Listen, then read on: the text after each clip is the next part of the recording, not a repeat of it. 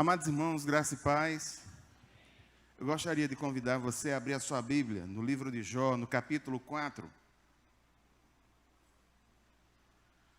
Livro de Jó, no capítulo 4.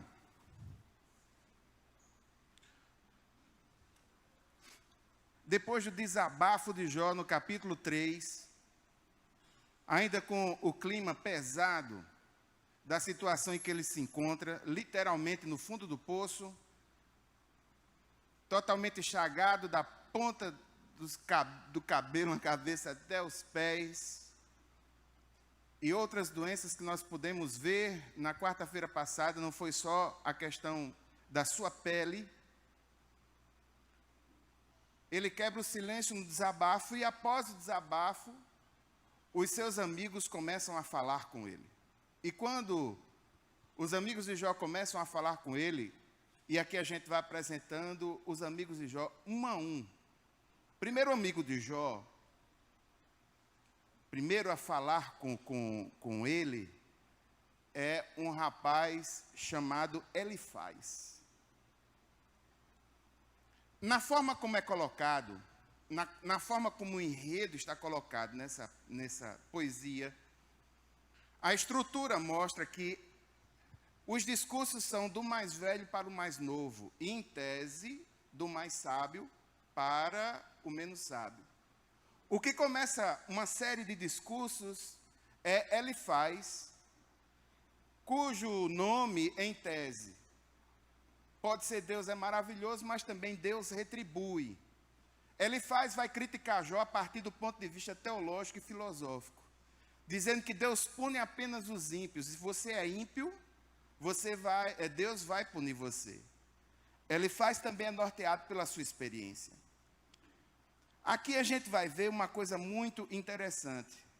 A gente vai ver um conceito que é do Antigo Testamento chamado justiça retributiva. E que, por incrível que pareça, ainda é muito forte na teologia natural, na forma como as pessoas encaram a Deus.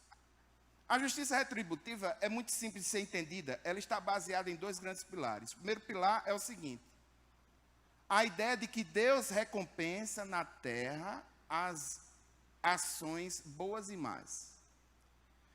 E a segunda ideia decorrente dela é que há uma proporção exata entre aquilo que cada um faz e o prêmio ou castigo que cada um recebe. Ou seja, se a pessoa sofre, a ideia da justiça retributiva, que era a ideia teológica das pessoas nesse momento, no texto, na forma como é escrita, se a pessoa sofre, ela está sofrendo porque ela causou esse sofrimento de alguma forma, uma espécie de causa e efeito.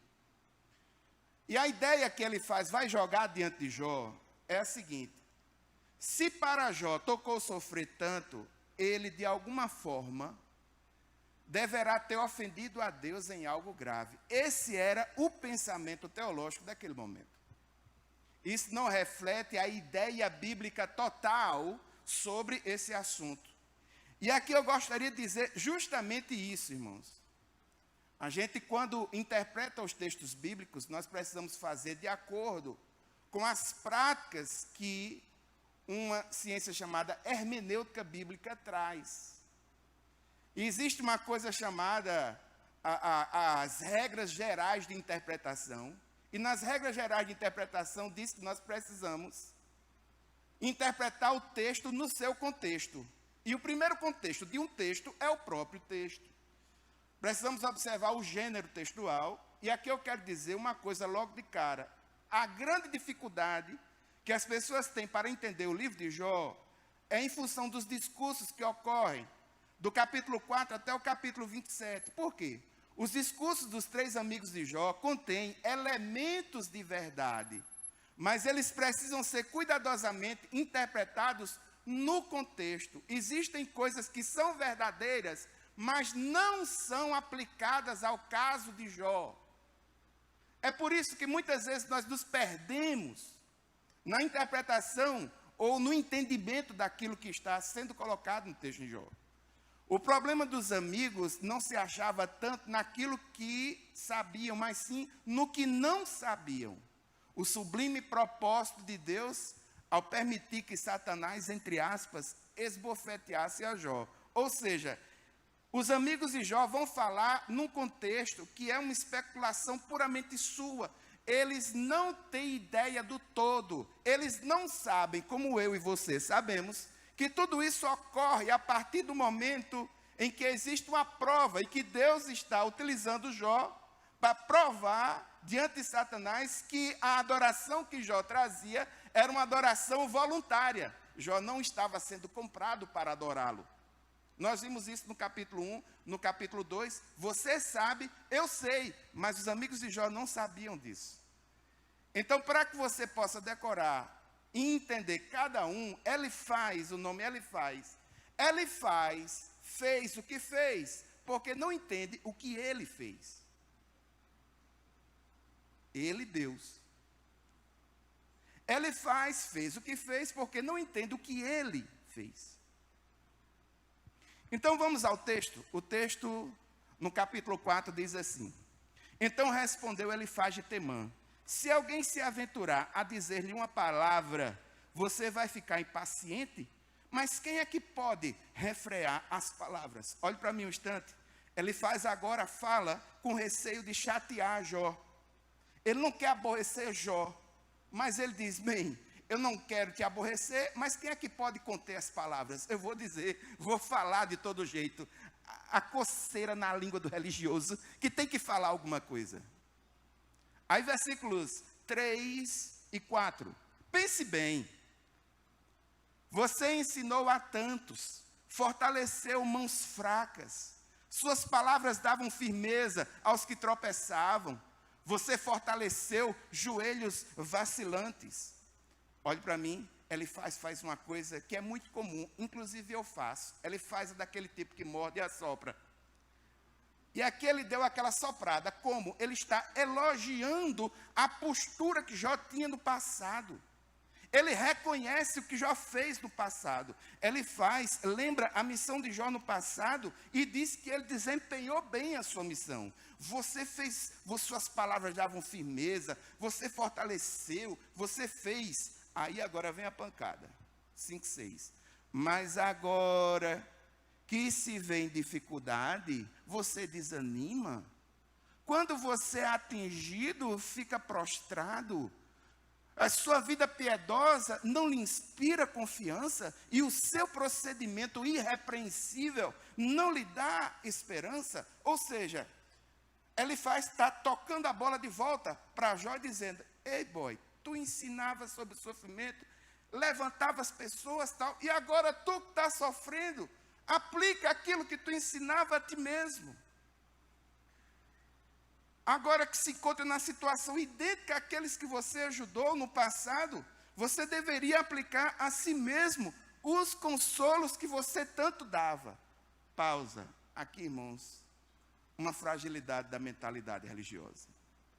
Religiosidade sem misericórdia.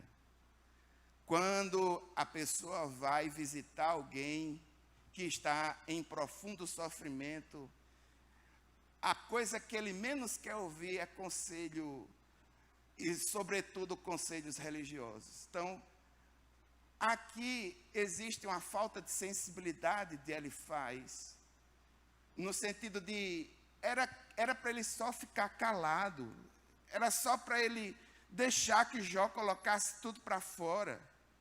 O grande problema dos amigos de Jó foi quando eles começaram a abrir a boca e falar. Se eles não tivessem dito absolutamente nada, eles teriam feito o certo.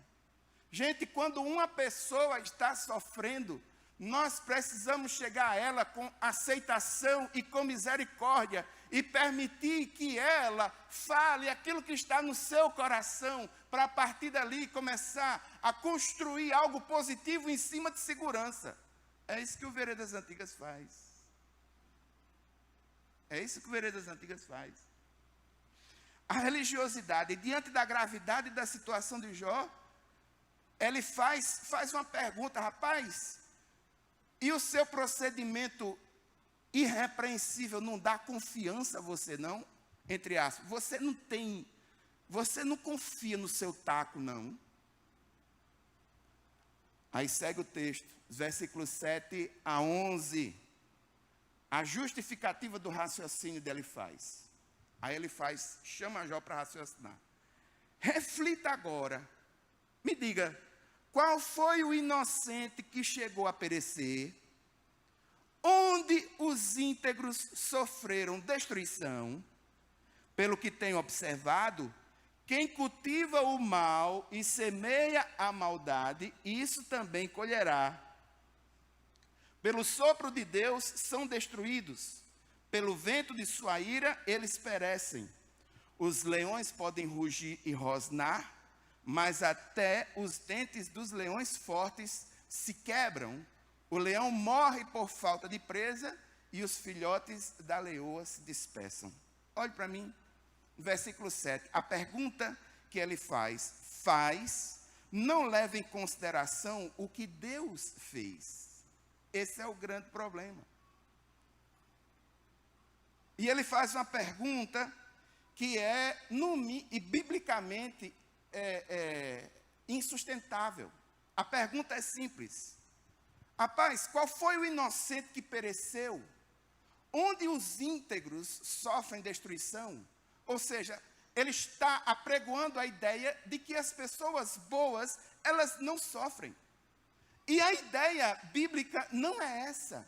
Eu quero lembrar aos irmãos o caso do próprio Jó, que o texto nos mostra, no capítulo 1, que ele era um homem reto, íntegro, temente a Deus, se afastava do mal, Jó. Quero lembrar aos irmãos o caso de João Batista, cheio do Espírito Santo desde o ventre, executou um ministério exemplar, um profeta do mais alto nível, e encerra o seu ministério profético com a sua cabeça decepada. Eu quero lembrar aos irmãos a vida de Paulo.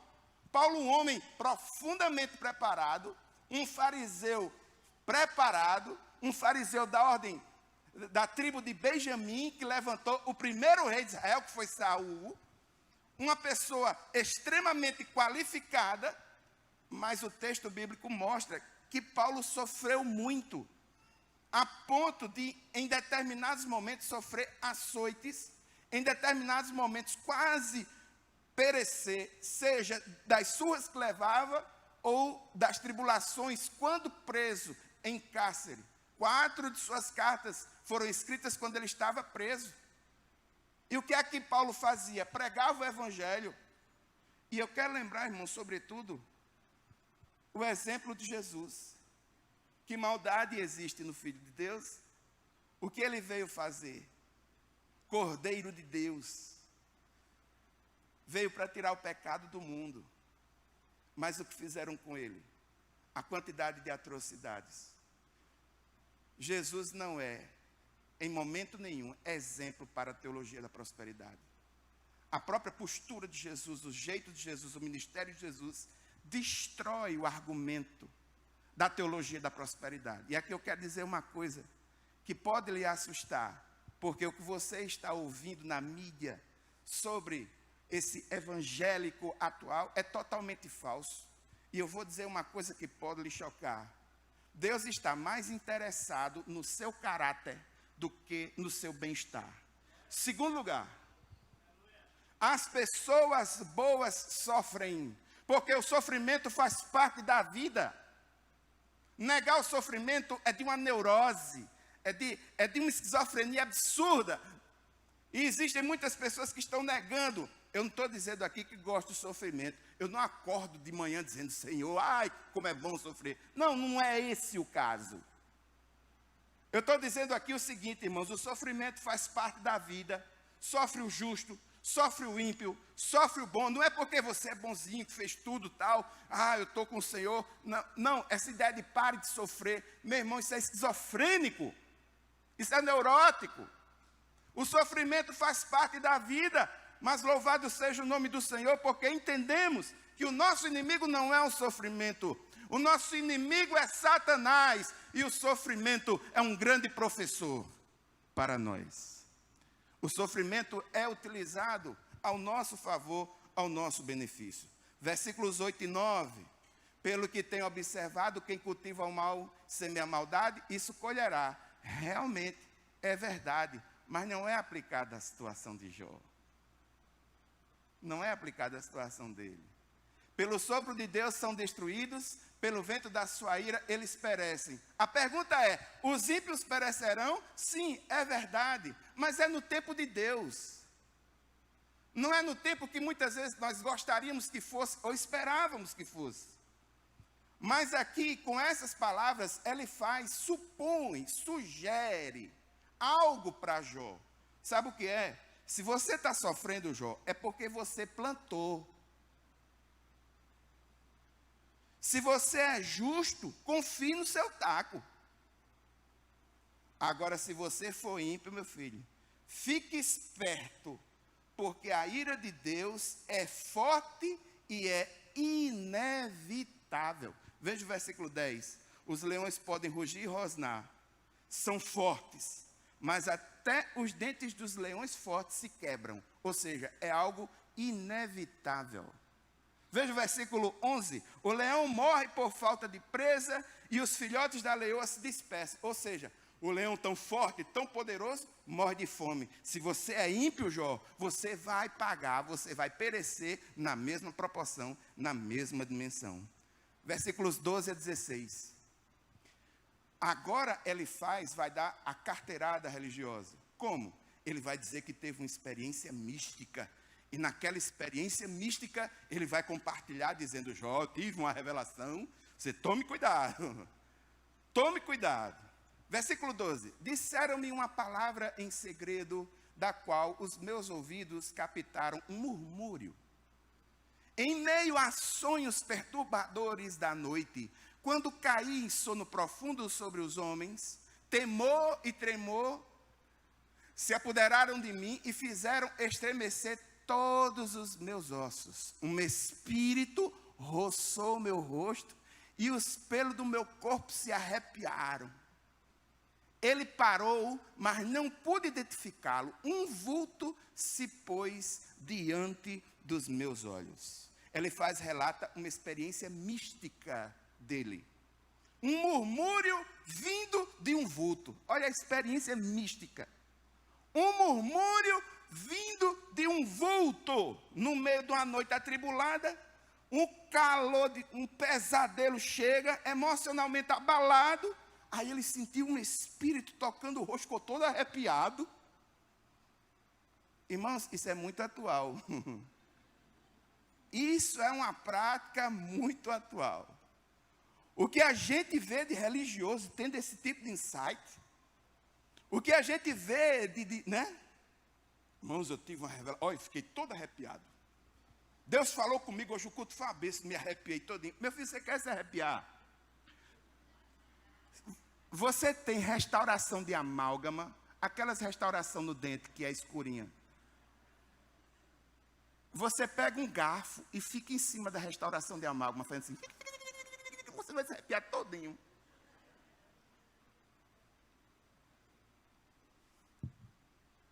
Irmão, se arrepiamento em tese fosse sinônimo de presença de Deus, os gatos eram bem-aventurados, né? Você vai...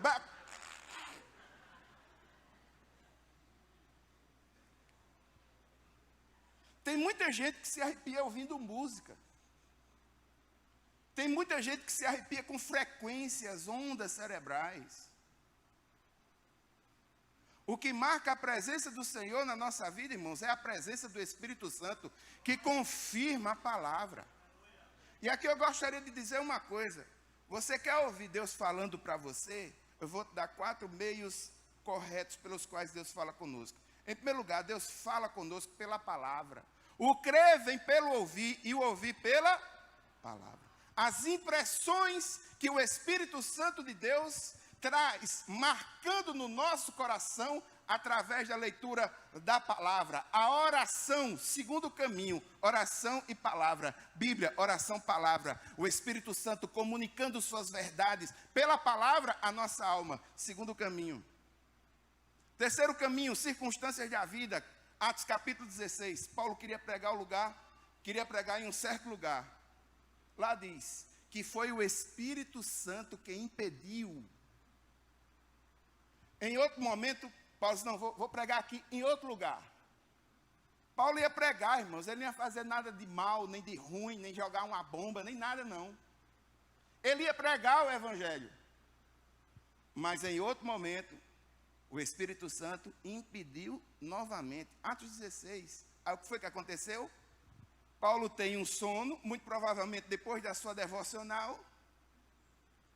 Aí naquele sono profundo, o Espírito de Deus comunica a ele a verdade. Um homem dizendo, passa a Macedônia, Paulo, e nos visita.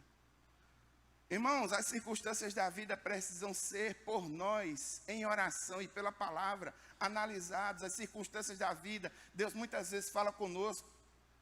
Tem gente, tem crente batendo com a porta na cara, vivendo desse tipo de experiência. Ao invés de ter uma experiência profunda com o Espírito Santo de Deus, pela palavra, pela oração, analisando as circunstâncias, aquilo que Deus tem mostrado, naquilo que Deus tem colocado paz. Como a missionária falou aqui, nós estamos encerrando o ciclo, existe paz. Colossenses 3,15. O Deus de paz seja o juiz no seu coração. Vai tomar uma decisão, orou, vai fazer coisas que refletem as verdades, os princípios da palavra, beleza. Tem paz no coração, ótimo. Meu irmão, vá em frente, em nome de Jesus. O Senhor está contigo. Existem coisas que dão errado na nossa vida, que Deus está conosco, está no controle. E eu vou dizer outra coisa, tem coisa que dá certo, que Deus não teve nada a ver com aquilo ali, viu? Ele simplesmente permitiu que acontecesse. Quarta e última, e uma das menos prováveis, Deus utiliza pessoas para falar conosco, mostrando aspectos da sua vontade para nós. Só que, irmãos, tenham muito cuidado com esse tipo de expressão. Tenham muito cuidado. 1 João capítulo 4, versículo 1, lá tem uma normativa bem simples. Lá diz assim, provai os espíritos. E é muito comum hoje em dia, no modelo de cristandade que nós temos aberto, nós temos irmãos, é muito comum você ouvir alguém dizer, irmãos, eu tenho uma revelação, Deus me deu uma revelação, vai acontecer assim, assim, assim, assim, assim com você. Uma sugestão, meu irmão, quando isso acontecer com você, ore, receba a palavra, anota o dia, porque se foi de Deus, vai acontecer. Mas não fica assustado com essas coisas não, porque infelizmente, muitas pessoas estão falando em nome de Deus, coisas que Deus não tem nada a ver, não tem nada a ver com aquilo ali. Ele se levanta, olha, Deus está me dizendo, Deus está me mostrando. E algumas delas são coisas que são racionalmente, assim, por exemplo, irmãos, olha, Deus está me mostrando que hoje entrou gente aqui com calça jeans. Deus também está me mostrando que hoje entrou gente aqui com seu coração sofrido, porque pecou, entristeceu o Espírito Santo. Irmãos, eu acho que 35% ou 40%, no mínimo de nós, está nesse quadro. Deus está me mostrando, nós precisamos ter muito cuidado com essas coisas. Provai os espíritos, verifique a integridade, guarde no seu coração, sendo de Deus, meu irmão, vai ser cumprido. Agora é bom anotar, porque no sendo já é um na sua ficha, no seu SPC aí. Quando o falso profeta vier, você... Irmão, um dia desse, o camarada chegou lá na clínica, minha esposa, atendendo lá. Aí um irmão, Deus me revelou, irmã, que a senhora tem pedido algo e o Senhor está contemplando o teu pedido. Minha esposa olhou para ele e disse, eu não estou pedindo nada não. Não, está, você está. Eu não estou dizendo que eu não estou. Deus já me abençoou muito, eu sou muito grato com aquilo que Ele me deu. Eu não estou pedindo nada não, irmão. Não, mas, não estou não, pode aquietar o seu coração. Logo minha esposa, pode aquietar o seu coração. Pode ficar na sua, não tem... Ele ficou quietinho lá na dele. Tenha cuidado, irmãos, tenham muito cuidado. Muito cuidado.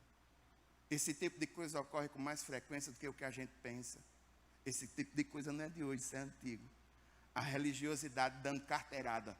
Um espírito me falou, aceite. Vamos para frente. Versículo 17 a 21. Poderá algum mortal ser mais justo do que Deus? Poderá algum homem ser mais puro do que o seu Criador? Se Deus não confia em seus servos, se vê erro em seus anjos e os acusa, quanto mais nos que moram em casas de barro, cujos alicerces estão no pó, são mais facilmente esmagados que uma traça. Entre o alvorecer e o crepúsculo são despedaçados, perecem para sempre, sem ao menos serem notados. Não é certo que as cordas de suas tendas são arrancadas e eles morrem sem sabedoria? Amém? Olhe para mim, o núcleo dessa parte está no versículo 17. Poderá algum mortal ser mais justo do que Deus? Poderá algum homem ser mais puro do que o seu Criador? É verdade, irmãos, é verdade. Esse texto é verdadeiro, essa condição é verdadeira. Ninguém é mais puro do que Deus. Ninguém é mais puro e mais justo e mais santo do que o Criador. O fato é, não se aplica a essa questão.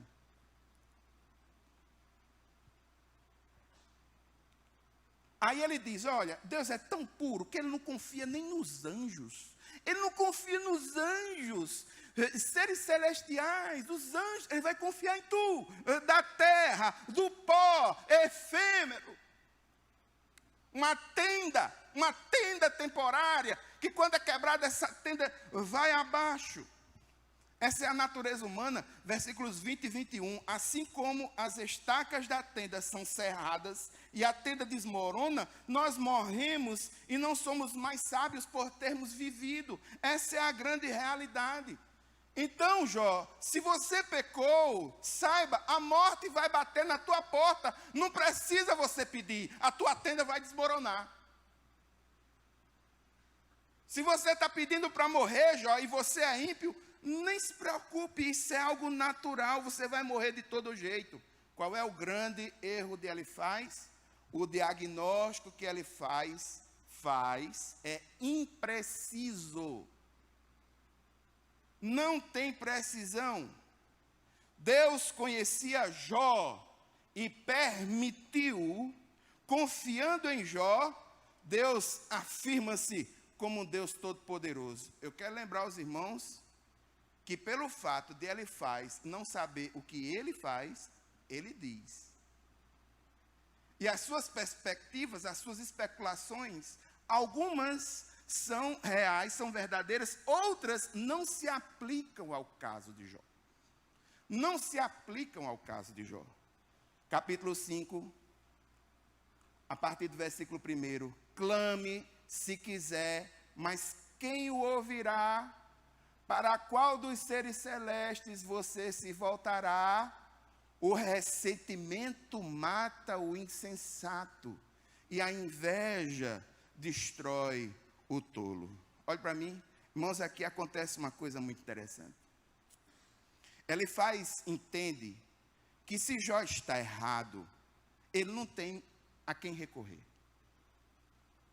Ele não tem a quem recorrer. E aqui a gente vê a necessidade de um mediador. Aí vem um aspecto, já no livro de Jó, fantástico para o seu tempo. A necessidade de um mediador, e em outros capítulos nós vamos ver, Jó clamando por esse mediador. Irmãos, isso é o texto revelacional, já mostrando os caminhos que apontam para o mediador total do homem que é Jesus Cristo. Clamar a quem? Você vai clamar a quem? E ele diz uma coisa, sem mencionar Jó diretamente, dá a entender que Jó não deve guardar que ele presenciou e que foram amaldiçoadas. Ele diz, a partir do versículo 3, eu mesmo já vi um insensato lançar raízes, mas de repente a sua casa foi amaldiçoada. Seus filhos longe, estão de desfrutar segurança. Maltratados nos tribunais, não há quem os defenda. Os famintos devoram a sua colheita, tirando-a até do meio dos espinhos. E os sedentos sugam a sua riqueza. Até esse momento, ele está mostrando, de acordo com a sua experiência, com a sua visão, com a sua percepção, ele está mostrando que pessoas insensatas, que guardaram ressentimento contra Deus, tiveram as suas vidas destruídas praticamente. Versículos 6 e 7 encerra, e Elifaz sugere que o sofrimento tem uma causa, e esta causa está ligada ao próprio mal que o homem faz. Mais uma vez, sugerindo que Jó tenha feito alguma coisa e está sofrendo em virtude do que ele fez. Versículos 6 e 7 diz assim: pois o sofrimento não brota do pó, e as dificuldades não nascem do chão. No entanto, o homem nasce para as dificuldades tão certamente como as fagulhas, elas voam para cima. Ou seja, Jó, se você está sofrendo, é porque você plantou. O sofrimento é inevitável. O homem ímpio, ele sofre, isso é tão inevitável como um fogo, cujas fagulhas coloca tudo para cima. Aí aqui vem uma coisa tremenda de Elifaz. Elifaz reconhece que quando somos disciplinados por Deus, isso é uma bem-aventurança. Essa parte que Elifaz fala é certa, é verdadeira, só não se aplica à situação de Jó. Versículo 8, ele vai dizer logo assim: mas se fosse comigo, sabe o que é que eu fazia, Jó? Eu apelaria para Deus, apresentaria a ele a minha causa. Aí ele mostra as justificativas, o porquê ele apresentaria a sua causa para Deus. Porque ele percebe que Deus é misericordioso. E ele tenta abrir os olhos de Jó para essa misericórdia. Ele diz sobre Deus: ele realiza maravilhas insondáveis, milagres que não se pode contar, derrama chuva sobre a terra, envia água sobre os campos, os humildes ele os exalta, e traz os que pranteiam a um lugar de segurança. Ele frustra os planos dos astutos, para que fracassem as mãos deles. Apanha os sábios na astúcia deles, e as maquinações dos astutos são malogradas por sua precipitação. As trevas vêm sobre eles em pleno dia, ao meio-dia eles tateiam como se fosse noite. Esse Deus salva o oprimido da espada que trazem na boca, salvam das garras dos poderosos. Aqui um recurso poético chamado moldura.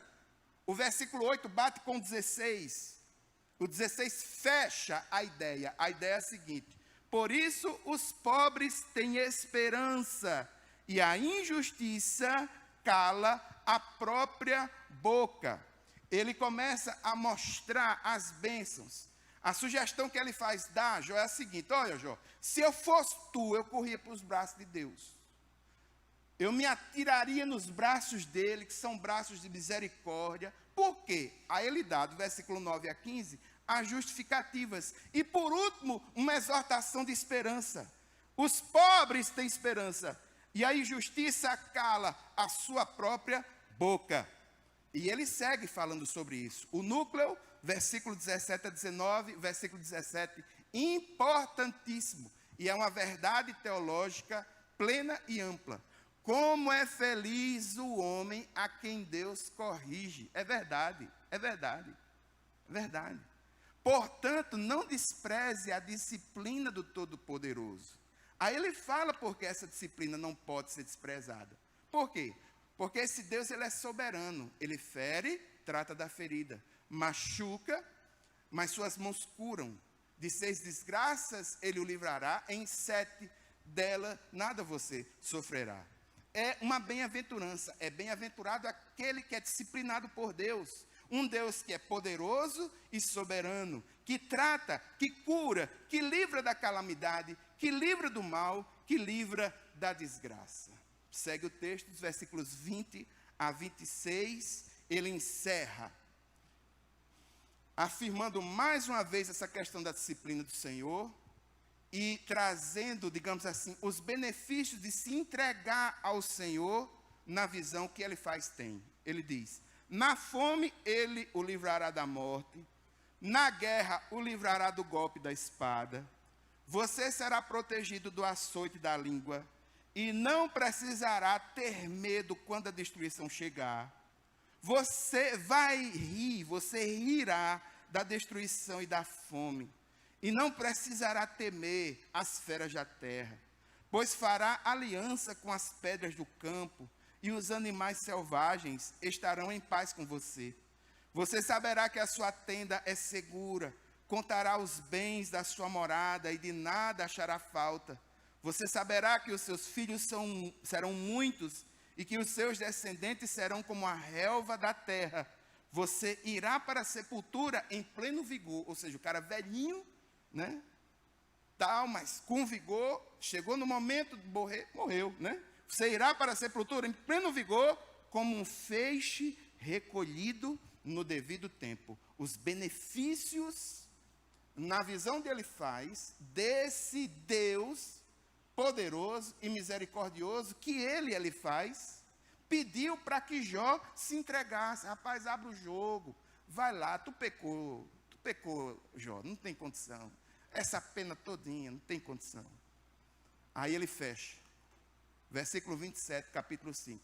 Verificamos isso e vimos que é verdade. Portanto, ouça e aplique isso à sua vida. Irmãos, eu gostaria de destacar 2 níveis de verdades espirituais da postura de Elifaz, que cabe como uma reflexão para nós. Em primeiro lugar, irmãos, as posturas positivas, os pontos positivos de Elifaz. Porque teve ponto positivo em Elifaz. Nem tudo foi desgraça na vida de Elifaz, ou de Elifaz para Jó. Em primeiro lugar, Elifaz, por ser mais velho, por ser de uma cidade que é afamada por ser sábio, ele é o que vai falar mais, e Elifaz é o mais compreensível dos 3. Eu criei um nomezinho para você decorar os outros 3 pela sua função, que é Elifaz, Bildade e Zofar. Elifaz fez porque não sabe o que ele faz. Isso aí, inclusive, essa ideia é do Dr. Luiz Saião. Muito bem sacada a ideia dele. A segunda, Bildade. Bildade vai sem piedade. A terceira, Zofar. Quando a gente pensa que não pode piorar, entra Zofar. Piora mais ainda. Então, dos 3, o melhorzinho, o mais sensível é Elifaz. E veja, apesar de insinuar pecado oculto por parte de Jó, Elifaz, ele não foi rude, ele não foi grosseiro, muito provavelmente em função da sua postura de sabedoria e em função da sua idade. Ele sugere isso, ele supõe isso de Jó, mas ele não é agressivo, grosseiro. Ele faz mostrando a teologia, a ideia que estava no seu coração. E a terceira coisa que eu achei interessante é que mesmo ele descontextualizado da situação, ele compartilhou, ele falou do que viu, ele falou do que sentiu, ele compartilhou sua experiência. Acho esse ponto interessante da vida de Elifaz. Agora tem os pontos negativos. E são os pontos negativos que eu gostaria de ressaltar com você. Em primeiro lugar, irmãos, Elifaz, ele descarrega verdades teológicas numa pessoa carente de ajuda, carente de aceitação. Isso é terrível. uma religiosidade de conceitos, sem nenhuma atitude de misericórdia. Você não vê nenhum argumento do tipo, você está precisando de quê? Você quer comida? Você quer água? O que é que a gente pode fazer de forma prática para te ajudar? Você não vê uma atitude misericordiosa. Você vê uma religiosidade sendo vomitada de conceitos, de ideias, enquadrando o cara nesse tipo de querela teológica. Irmãos, é complicado isso. Mas, infelizmente, muitos de nós temos vivido isso na face de um problema espiritual chamado legalismo.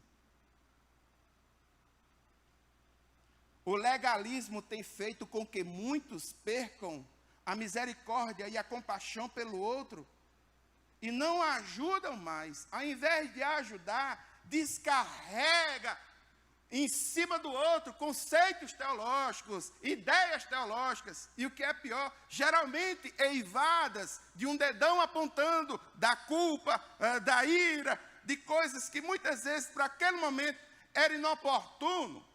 Era mais oportuno que a pessoa desse um abraço, não falasse nada e fornecesse alguma ajuda de forma prática.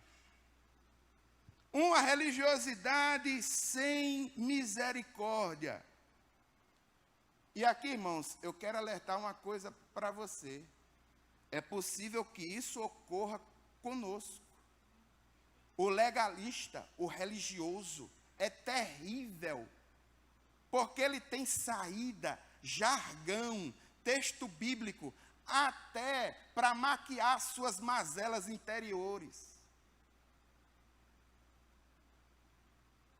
Então tenham muito cuidado com o legalismo, com a religiosidade sem misericórdia. Uma das cartas das igrejas do Apocalipse, a carta aos Efésios. Efésios era uma igreja doutrinariamente correta. Lutava pela doutrina. Mas era uma luta doutrinária, fruto de uma religiosidade sem amor, sem misericórdia. Tanto é que a proposta de Jesus para a igreja em Éfeso é: se arrependa de onde você caiu e retorne para onde? Para o primeiro amor. Irmãos, a igreja tem sido a boca que prega o evangelho. É verdade. Mas mais do que pregar o evangelho, a igreja precisa ser os braços que abraçam. A igreja precisa ser o coração que ama. O mundo está conhecendo só a boca que acusa. E nós precisamos andar um passo a mais. Ser os braços que abraçam, o coração que ama, aquele que de fato faz alguma coisa. Segunda coisa negativa, a facilidade com que Jó conclui que os sofrimentos de Jó, a facilidade com que ele faz, conclui que os sofrimentos de Jó são fruto do seu pecado pessoal, o impede de atuar como um verdadeiro consolador. Ou seja, ele vomita a sua religiosidade, porque a sua teologia faz ele qualificar aquele que está na frente dele. E quando qualifica, uma barreira é colocada, e ele começa a julgar a pessoa de acordo com aquele crivo daquela barreira. Eu vou explicar aos irmãos. Eu vou criar a situação e você vai imaginar. Você. Irmão, vamos supor que você estivesse numa sala, conversando com alguém. Em um dado momento, você começa a falar do evangelho para aquela pessoa. E você vai falando do evangelho, a pessoa tal, vai entendendo tal. Ela diz, só um tempinho que eu vou aqui no banheiro. Ela sai, vai no banheiro. Aí alguém que estava vendo você falar do evangelho para essa pessoa, chega para você e diz, olha, esse fulano aí é um pedófilo daquele fino. Já tem, a justiça já está cercando ele. Ele está sendo observado assim. Eu não sei o seu relacionamento interior, o seu ânimo em relação a um pedófilo. Mas quando ele voltar do banheiro, a sua evangelização já não vai ser a mesma coisa. Por quê? Porque esses crivos criam esses filtros nessa comunicação. E os filtros teológicos de Elifaz foram muito fortes e criou essa barreira. Nem sequer ouviu considerações iniciais, assim, no sentido de ampliar mais, de falar, deixar mais falar. Não. E terceiro e último, Elifaz não soube diagnosticar a situação. Diagnosticou erroneamente a situação. Elifaz fez o que fez, porque não sabe o que ele faz. Não teve humildade para dizer, eu não entendo o que está acontecendo com a tua vida. Ele falou, porque o religioso tem essa ideia de querer explicar. Se ele tivesse dito, rapaz, eu não sei o que está acontecendo com você, mas você está precisando de quê? Você está precisando de roupa, de pão, de remédio, o que é que você está precisando? Se Elifaz tivesse feito apenas isso, não estivesse enveredado pelo seu discurso religioso, hoje a gente não estaria aprendendo que a religiosidade, irmãos, ela tem as suas limitações. O religioso, ele é cheio de rotinas, preceitos e regras. Aquele que conhece Jesus e conhece o Evangelho, os princípios são naturais do seu coração. E ao invés de regras, ele tem vida em sua vida. Ele tem o Espírito de Deus que jorra como a fonte eterna do seu ser. Irmãos, eu gostaria de orar. E eu gostaria de orar de 3 coisas. E eu gostaria que você prestasse muita atenção para eu não ser incompreendido. Eu gostaria, irmãos, de que nós orássemos por nós, como igreja, como comunidade de fé, para que nós possamos fazer uma hermenêutica coerente, não só do texto bíblico, mas da vida. O bom teólogo, a pessoa que está antenada em Deus, ele faz hermenêutica para trás e para frente. Ele pega um texto bíblico, no seu contexto, lá atrás, remoto, verifica as verdades, mas ele deve também fazer uma leitura coerente da situação atual, para que essa palavra, ela encontre aplicação na sociedade, na forma pela qual ela está colocada. Eu gostaria de dizer uma coisa séria aos irmãos. Sobre algumas questões, nós carecemos muito da ajuda do Senhor e do Espírito Santo de Deus. Eu venho dizendo aqui isso há muitos anos, não é de hoje que eu vou falar o que vou falar agora, mas eu quero aproveitar esse momento que nós estamos falando em religiosidade. Eu quero falar sobre o mundo lá fora, esse mundo que a gente diz, venha a Cristo. Esse mundo que a gente diz, o Senhor te ama e tem um projeto de vida para você.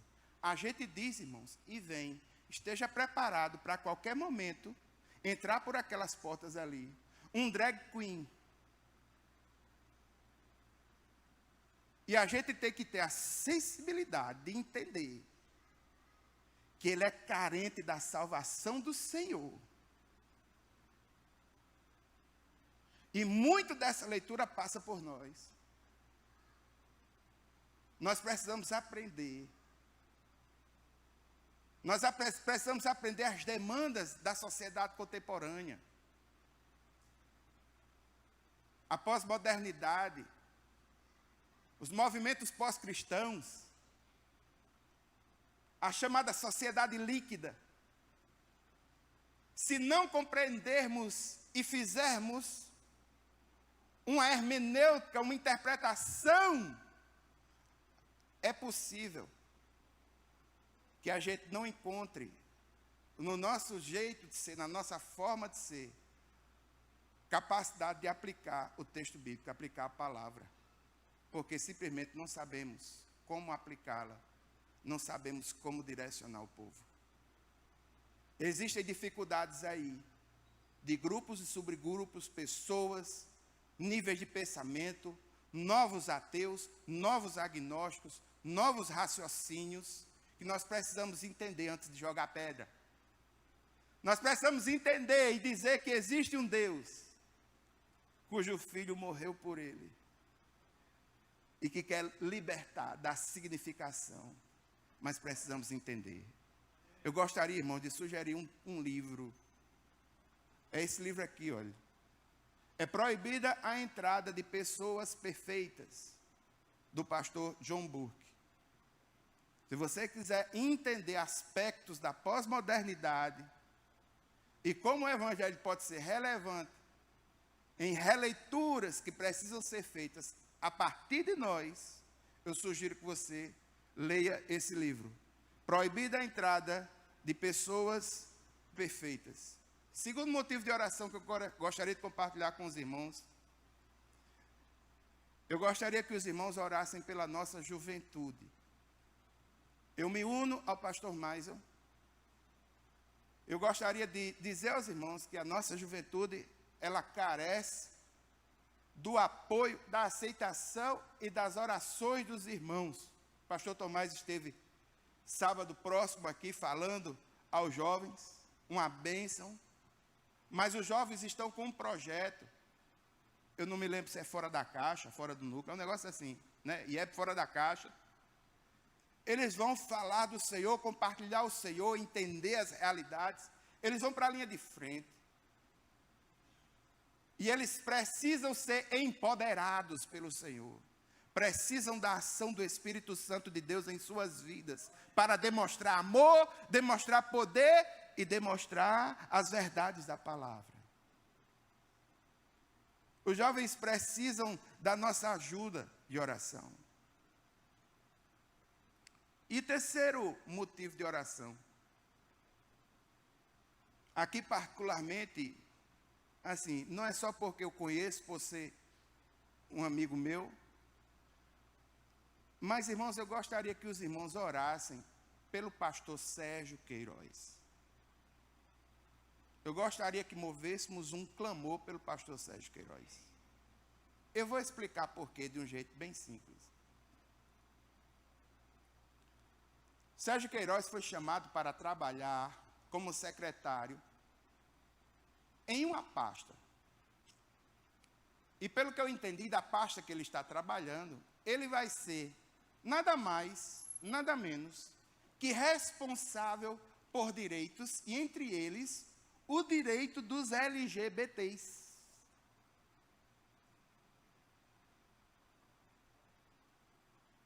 E é uma batalha espiritual grande, não é pequena, não. Ele deu uma entrevista essa semana. Eu li os comentários da entrevista e pude ver a raiva que o maligno tem. E eu quero mostrar e dizer aos irmãos que isso não é novo. O que Sérgio está fazendo não é novo, não. Daniel, no livro de Daniel, ele foi convidado por Nabucodonosor a chefiar uma pasta do seu ministério. Sabe qual foi o ministério?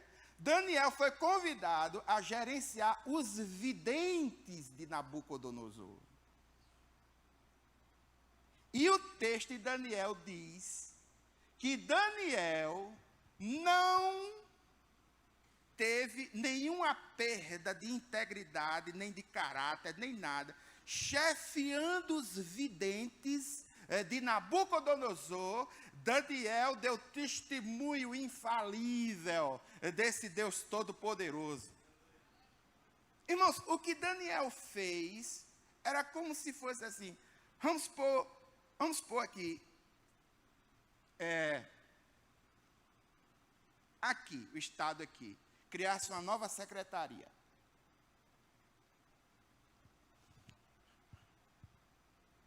O Estado criasse a Secretaria das Diversidades Religiosas e das diferentes religiões do Estado da Paraíba. Quem é que vai ser o secretário principal? Quem vai ser o pastor Cassé? O principal, ele é o secretário da pasta das diferentes religiões, da integridade, da religiosidade, e ele vai lidar com toda sorte de videntes, espíritas, macumbeiros, candomblé, a macumba, a nova era e tal, e ele vai gerenciar esse povo.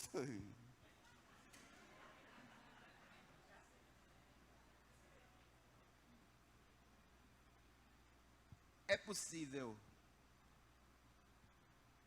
Daniel me inspira a dizer que eu posso ser isso e dar testemunho desse Deus Todo-Poderoso. Então, irmãos, na mesma condição está o pastor Sérgio Queiroz. Ele precisa das nossas orações, porque a leitura que todo mundo faz não é a de um funcionário público com mais de 25 anos de carreira, com 2 graduações, uma em Direito e uma em Advocacia. Não é um procurador, né? É pós-graduado em Teologia, é pós-graduado em Filosofia, doutorado em Divindade. Não, ninguém, isso aí não. O crivo que está lá não, é o pastor. Quem está lá é um pastor, que é o pastor. Aí por esse crivo, a humanidade entende que ele está lá para arrecadar dízimo, a humanidade entendeu? Porque já existe um sentido pejorativo nessa ideia, que é fruto de uma religiosidade evangélica equivocada do nosso país. Nós nos afastamos de aspectos dessa cultura e precisamos entender movimentos intraculturais.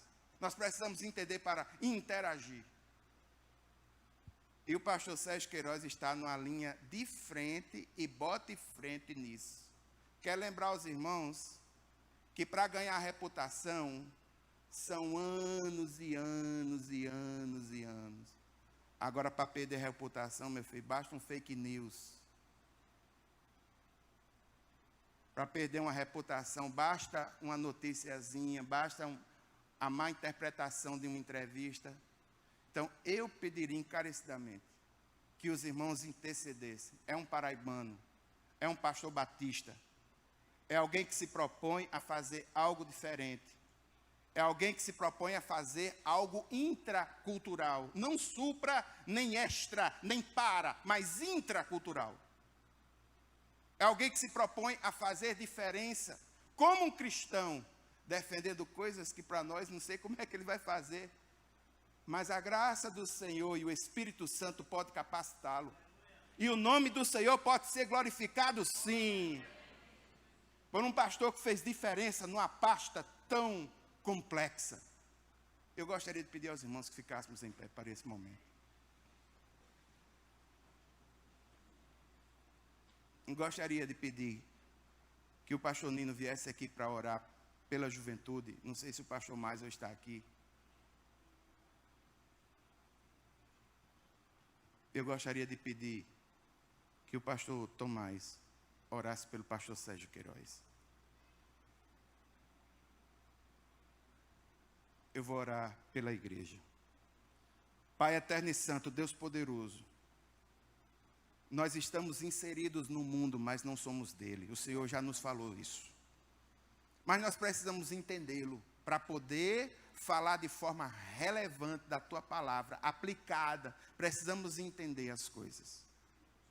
E nesse momento, Pai, nós queremos te pedir que o Senhor derrame de uma unção especial sobre nossa comunidade, para que nós possamos entender as demandas do mundo contemporâneo e pregar o evangelho de forma profunda, mais aplicada a essas realidades.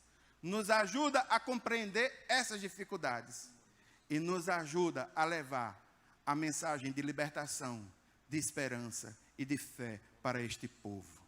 É assim que eu oro no nome de Jesus. A igreja diz amém. A juventude. Pai querido, nós continuamos na Tua presença em oração, Senhor. Nós queremos colocar diante do Senhor a juventude desta igreja, Pai. Deus, nós sabemos das dificuldades, dos desafios, nós sabemos do medo que de alguma forma nos assedia, Senhor. Nós sabemos, ó Deus, das ameaças. Nós sabemos, ó Deus, de toda a demanda do reino espiritual para desestabilizar, Senhor, a formação espiritual, a formação no Senhor que esses jovens têm tido, Pai, distorcendo então os valores do reino de Deus nos seus corações, trazendo dúvidas, ó Deus, pelo paralelismo, Pai, de conteúdos que são vistos no meio acadêmico, Pai, de tantas leituras, de tantas releituras sobre aspectos éticos, morais, filosóficos. Te pedimos, ó Deus, que a nossa juventude, a juventude desta igreja, possa ser poderosamente visitada pela presença do Espírito Santo, Senhor. E que não apenas o conhecimento intelectual, que não apenas o conhecimento das coisas, mas a Tua presença na vida deles possa dar-lhes, ó Deus, a oportunidade de mostrarem que conhecem o Senhor, o Deus de toda a terra, e que aqui neste bairro, Senhor, e onde eles colocarem os pés, saindo para falar, para proclamar em nome desse Jesus, que o Teu nome então seja glorificado e apresentado, Senhor, a tantas famílias. Que estes jovens possam ser guardados debaixo da Tua mão poderosa, Senhor. Que todo enfrentamento, ó Deus, que venha cair sobre eles, desestimulando, tirando o foco, possa ser agora desestimulado no nome de Jesus. Que toda seta maligna que esteja sendo apontada para os Teus filhos e filhas, possa ser agora quebrada no nome de Jesus. E que sob a orientação do Teu Espírito Santo, Pai, e com base na Tua palavra, estes jovens possam avançar para comunicar Jesus àqueles corações, Pai, que têm dificuldade, por exemplo, de colocar os pés nesta porta.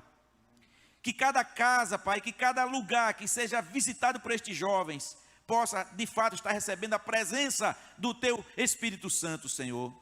Te pedimos então toda a direção, a unção, a graça dos irmãos que estão à frente, pastor Maisel, a sua esposa Márcia, toda a liderança da juventude e cada jovem em particular, para que sejam agora, Deus, revestidos com o poder do Espírito Santo para comunicar Jesus fora da caixa.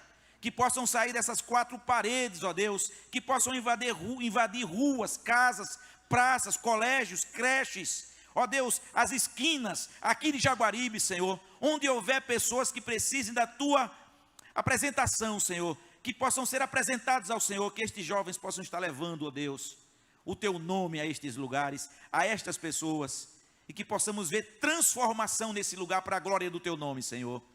Que possamos ver apenas não somente pessoas entregando suas vidas a Ti, mas também as suas realidades sociais sendo modificadas pela presença do Teu Espírito Santo, Senhor. É assim que nós Te pedimos, é assim que nós Te clamamos, Senhor, que cada jovem desta igreja seja guardada debaixo da Tua mão poderosa, para a glória e honra do Teu nome. É assim que Te oramos no nome de Jesus. Amém. Pastor Tomás. Pai, agora como igreja nós queremos levantar a nossa voz, o nosso clamor, Senhor, pelo Teu Filho. Ó Deus, o Senhor escolheu, o Senhor salvou, preparou, capacitou, tem feito um trabalho extraordinário aqui na cidade, ó Deus, nesse estado, mas temos agora, Pai, que o Senhor tem convocado para uma responsabilidade muito maior, porque é nacional. Está no foco de tantos inimigos espirituais, ó Deus, dos adversários, de Satanás, ó Deus. Mas, ó Pai, nós queremos pedir, acampa os Teus anjos ao redor dele, Senhor Deus. Pai, pedimos que o Senhor possa ungí-lo com o Teu Espírito Santo, capacitá-lo, para que cada vez que ele tiver que falar, ele fale com a sabedoria do Senhor, nas decisões que tem que tomar, nas reuniões, em cada momento, Pai, ele seja um instrumento Teu, Senhor Deus. Que não haja uma preocupação de ser pastor, mas de ser um instrumento teu ali, ó Deus. Ah, Deus, guarda o teu filho, Pai amado. Guarda o teu filho onde quer que ele esteja, naquilo que ele tiver que fazer. Ele, a sua esposa, a sua família, Pai amado. Como também a igreja que o Senhor colocou aqui, ó Deus, a cidade viva. Ó Deus, abençoe esta igreja para que ela possa continuar, mesmo sem a presença imediata do pastor Sérgio, a cumprir a sua missão aqui de maneira maravilhosa, Pai.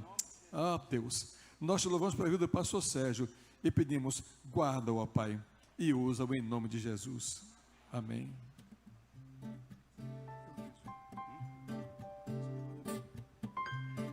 Lembre-se, ele fez o que fez, porque não sabe que ele faz.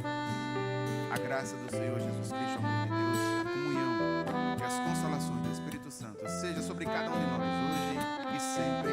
Amém, amém. Pastor Tomás tem uma vez. Pastor mais filho, por favor. Amados, lembrando que o nosso auxílio, fevereiro, já estamos recebendo, distribuindo e recebendo as fichas. Então pode procurar qualquer um de nós do secretariado. Graças a Deus, amados. Dia 22 a 24 de fevereiro, de sexta a domingo, nós teremos um seminário do Aliança, da UTF, da Aliança da Família. O Aliança é um curso para casais que visa mostrar a importância do que é a aliança, que o casamento não é um contrato, mas uma aliança firmada dentro do Senhor. Então, todos os casais interessados em fazer esse seminário, por favor, me procure após o culto. Nós temos apenas 24 vagas, vai ser no Monte Sinai. Cada casal vai dormir em um quarto individual, né?